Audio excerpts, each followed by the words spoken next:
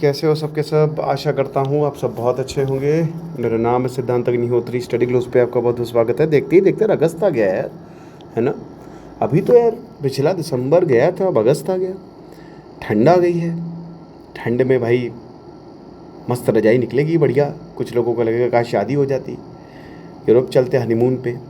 But मुझे लगता है अब यूरोप जाना का मतलब नहीं होगा, क्योंकि वैसे भी यूरोप ख़त्म होने वाला है। आप समझ रहे हो क्यों ख़त्म होने वाला है? आप समझ ही गए होंगे, बात करेंगे इसकी। लेकिन उससे पहले रात 12 बजे तक सेल है। आज आखिरी दिन है। आज़ादी कूपन कोड यूज़ करें, सारे कोर्सेज़ पे 40% ऑफ है। उसके बाद ये सेल फिर अगले साल आएगी। सो बात ये है कि आप टेम्परेचर देख रहे हो, आप टेम्परेचर देखो ज़रा, ठीक है। अब ये जो पीरियड है ये 1991 से लेकर 2021 तक का है। और यूरोप में जो वार्मिंग रेट है पर डेकेड हर 10 साल में 0.5 डिग्री सेल्सियस। यूरोप जो है वो कहाँ पे आता है? वो ऊपर आता है, सब ट्रॉपिक्स में आता है। ठंड है, अभी मैं कंसेप्ट बता दूंगा, कई बार बताया है। एशिया 0.4 है, मतलब यूरोप एशिया से ज़्यादा गर्म हो रहा है। और 1991 से लेकर 2024 तक लंबा पीरियड है, तब भी एशिया में गर्मी जो है वो कम पड़ रही है। अफ्रीका में और कम पड़ रही है। जो गर्म देश है वहाँ पे वार्मिंग रेट कम है। खैर उसके और भी बहुत सारे फैक्टर्स हैं। साउथ अमेरिका में 0.26 है, सेंट्रल अमेरिका में 0.25 और दुनिया 0.2 डिग्री सेल्सियस। और सबसे ज़्यादा अगर कहीं तबाही मची है तो वो यूरोप में बची है। अब ऐसा क्यों है? Human activity. इशू यही है कि यूरोप में भयंकर गर्मी पड़ रही है, ज़बरदस्त। हमने कभी भी नहीं देखा था कि पेरिस में इतने, बाप रे, पेरिस में बड़े बड़े कूलर, वहाँ पे आपको एसी नहीं मिलेंगे, क्योंकि वहाँ ठंडा मौसम होता है। क्यों भागते सब लंदन? लेकिन आप देखिए भयंकर वहाँ पे गर्मी पड़ रही इस बार, ज़बरदस्त। Human activity is the main reason. ये जितने भी डेवलप्ड नेशन है ना, यही ह्यूमन एक्टिविटी के कारण तबाही मचा दी है। कार्बन डाइऑक्साइड, मीथेन और बाकी ग्रीन हाउस गैसेज एटमॉस्फेयर में तैर रही हैं। अब जाहिर सी बात है ये गैस क्या करती है? हीट को ट्रैप करती हैं और प्लैनेट के एवरेज सर्विस टेम्परेचर को बढ़ाती हैं। Global warming does not distribute heat evenly. याद रखिएगा ये चीज़। कहीं पे गर्मी बहुत ज़्यादा है तो कहीं पे गर्मी बहुत कम है, ये हालात हैं। ओशन हम सबको पता है, जो हमारे महासागर हैं वो जल्दी ठंडे धीमे ठंडे होते हैं और धीमे गर्म होते हैं। लेकिन लैंड जो होता है वो जल्दी गर्म होता है और जल्दी ठंडा होता है। समझ रहे हो? Snow, ice, air pollution, atmospheric circulation, इन सब की हम बात करेंगे। लोकल वार्मिंग में बहुत बड़ी वजह है, जिसकी वजह से यूरोप जो है, जितने भी मैंने आपको बताया ना, ये एयर पोल्यूशन हो गया, स्नो हो गया, एटमॉस्फेरिक सर्कुलेशन हो गया, लोकल वार्मिंग, इनके बीच में आता है। ये सब एक जगह जाके मिलता है यूरोप में। ये हालात हैं। यूरोप 2.5 गुना ज़्यादा, 2.5 ज़्यादा जो है वो हालत ख़राब है यूरोप की। अबे यार ये तो और, अबे आजा भाई, एक मिनट यार, एक मिनट रुकिएगा। हाँ आप सही है, और भी नो पॉल्यूशन, चलो ठीक है। यूरोप जो है वो 2.5 गुना ज़्यादा जो है वो गर्म हो रहा है बेसिकली, बहुत ज़्यादा। और जो फिगर्स मैंने आपको बताए ये इंटरचेंजेबल नहीं है। WMO असेसमेंट जो है वो डिफरेंट जोग्राफिक बाउंड्रीज़ को यूज़ करता है और बहुत सटीक वो आकलन करते हैं कि हालात क्या है। अब जाहिर सी बात है ऐसा क्यों है? तो सबसे पहली बात, आर्कटिक कनेक्शन।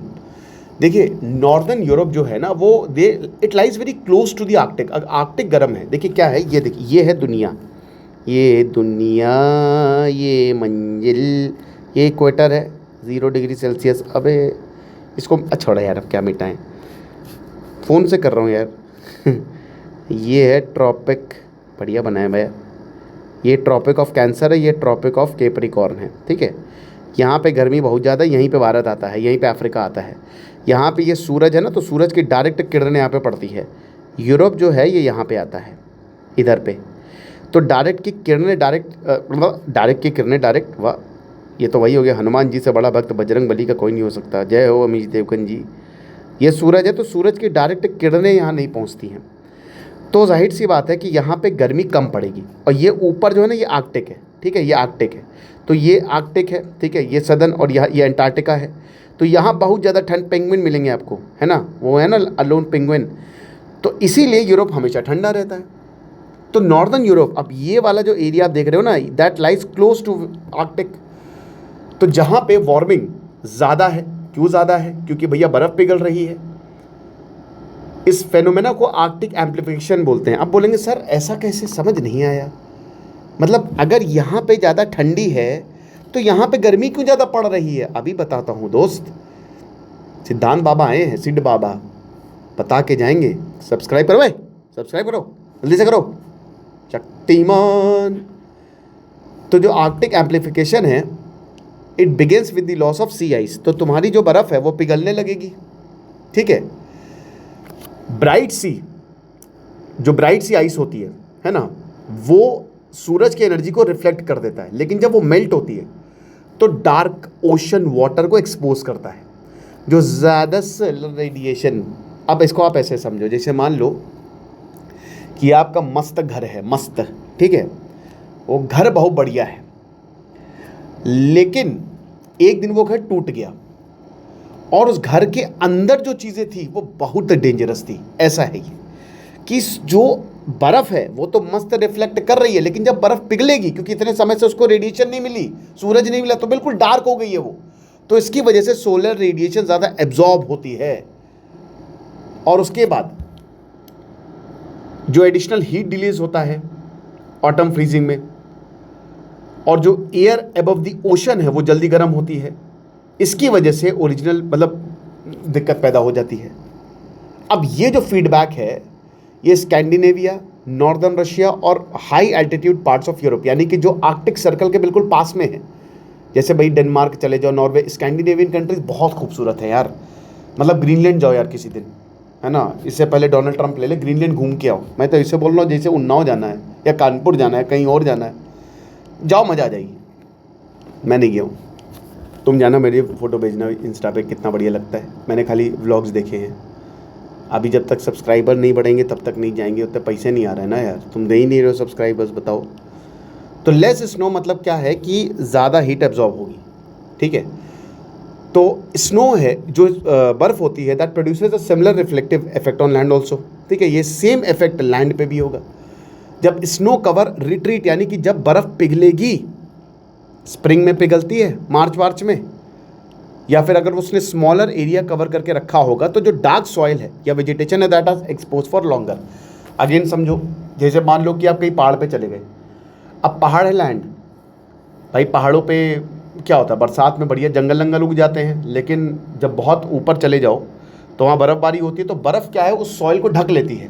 और आपने अक्सर देखा होगा ना, अगर आप बर्फीली जगह पे गए हो, तो जब वो बर्फ़ पिघलती है तो पूरा डार्क होता है, डार्क सॉइल, वेजिटेशन बिल्कुल डार्क, है ना। तो वो ज़्यादा हीट को एब्जॉर्ब करती है। Surface absorb energy that snow would otherwise reflect, कि स्नो की तो रिफ्लेक्टिंग वही होती है, उसकी तो कैरेक्टरिस्टिक ही रिफ्लेक्टिंग वाली होती है, बट सरफेस की तो होती नहीं। ये हिसाब किताब है।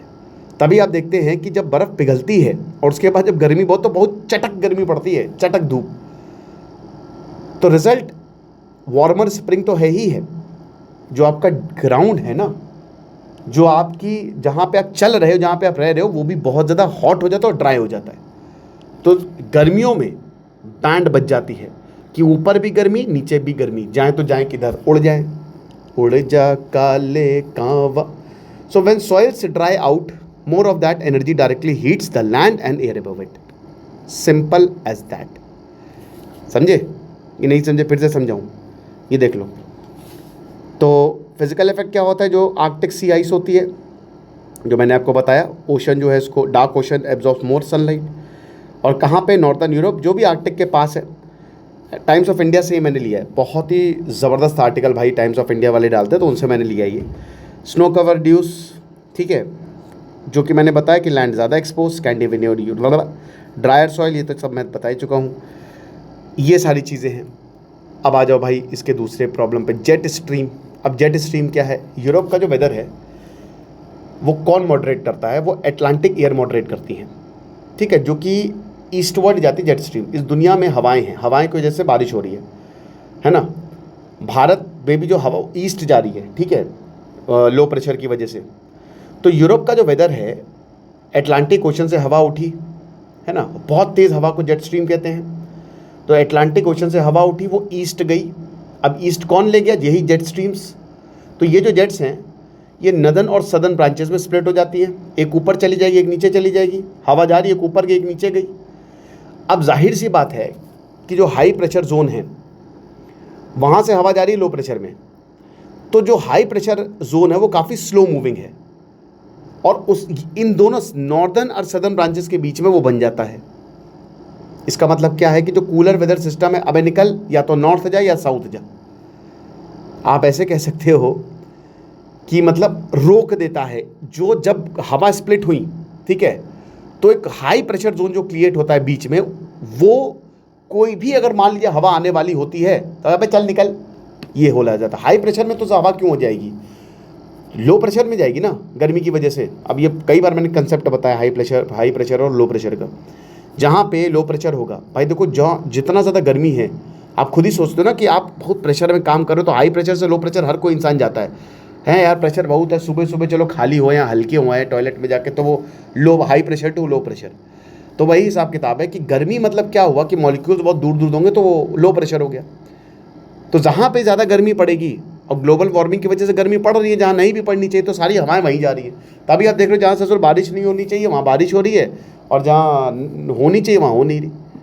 2022 की नेचर कम्युनिकेशन में एक स्टडी छपी थी, तो उसमें बताया था जो western Europe heat wave intensity है वो लगातार बढ़ती जा रही है, और यही डबल जेट कंडीशंस की वजह से।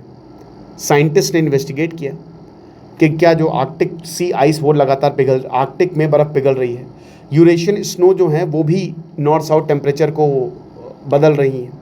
2020 की स्टडी ने एक कनेक्शन दिखा दिया कि ये जो यूरोप की हीट वेव्स हैं ये बढ़ गई हैं, और ये क्यों बढ़ी हैं? इन्हीं वजह से जो मैं आपको बता रहा हूँ। और ये ह्यूमन ने ही किया है, इंसानों ने ही किया है। डेवलपमेंट बहुत है ना, डेवलपमेंट का ये आपको प्राइस पे करना पड़ता है। आपने पहले तो खूब सारी ग्रीन हाउस गैस और 50 तरह की फैक्ट्री लगा दी। So Europe is paying the price. Europe controls on sulphur dioxide और अदर पोल्यूटेंट्स। जाहिर सी बात है, they have delivered health benefits, लेकिन उसकी वजह से एयरोसॉल रिड्यूस हो गए। अब आप बोलेंगे सर ये क्या मतलब है? मतलब ये है कि पेरिस में 40.9 डिग्री सेल्सियस है, मैड्रिड में 39 इतना टेम्परेचर में ना उबल रहे थे सब। हमारे यहाँ तो इतने की आदत है, यूरोपियंस को आदत नहीं, सर्वाइव नहीं कर पाते बेचारे, बहुत नाजुक होते हैं, उनकी गोरी चमड़ी ना बहुत नाजुक होती है बेचारी, है ना। तो उनको ज़रा सा भी तो अरे गर्मी लग गई भैया, ऐसे होता है इनका हिसाब किताब। एयर पोल्यूशन भी एक बहुत बड़ा कारण है। ये कहने का मतलब है कि यूरोप में एयर पोल्यूशन आपको दिखेगा नहीं, ना सल्फर डाइऑक्साइड ना कोई पोल्यूटेंट। भाई उन्होंने पोल्यूशन को बहुत कम करके रखा है। वहाँ पे आप जाओगे, नापोगे। अब ये ब्लेसिंग इन डिस्गाइज होती है, ठीक है। मतलब हमारे यहाँ पोल्यूशन है तो ब्लेसिंग इन डिस्गाइज है, वो अच्छी बात नहीं है पोल्यूशन होना, लेकिन एयरोसॉल्स होंगे नहीं। अब जब एयरोसॉल्स नहीं होंगी तो डायरेक्ट आपके पास सूरज की एनर्जी आएगी, क्योंकि ये एयरोसॉल यही सोलर एनर्जी को रिफ्लेक्ट कर देते हैं, समझ रहे हो। तो 20वीं सेंचुरी में हेविली पॉल्यूटेड डेकेड जो रहे हैं, इस पार्टिकल्स की वजह से ग्रीन हाउस वार्मिंग इतनी नहीं रही यूरोप में। लेकिन अब जैसे जैसे यूरोप क्लीन होता जाता है ये होगा, ये प्रॉब्लम होगी, समझ रहे हो। तो ट्रेंड क्या बता रहे हैं? ट्रेंड ये बता रहे हैं कि भाई यूरोप आगे और गर्म होगा। बाकी आपको क्या लगता है आप मुझे कमेंट बॉक्स में बताइए। Thank you so much.